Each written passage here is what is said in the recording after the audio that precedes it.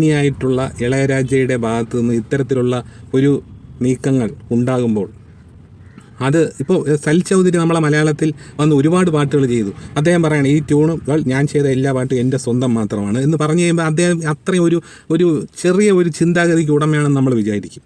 അതുപോലെ സലിൽ ചൗധരി ചെയ്ത പാട്ടുകളുടെ ഒരു അതിൻ്റെ ഒരു സത്ത് എന്ന് പറയുന്നത് ONV എന്ന് പറയുന്ന മഹാനായ ഒരു ഗാനരചയിതാവിൻ്റെ വരികളുടെ കൂടി ഒരു ഗാംഭീര്യമാണ്.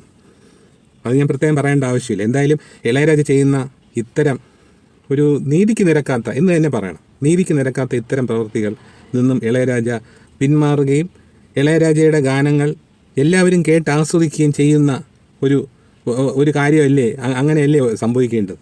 ഇളയരാജ വീണ്ടും ഇങ്ങനെ ഓരോരോ വിവാദങ്ങൾ, ഇപ്പോൾ ഈ ഇടയ്ക്ക് രജനീകാന്തിൻ്റെ വരുന്ന അടുത്ത സിനിമയായ കൂലി എന്ന ചിത്രത്തിൽ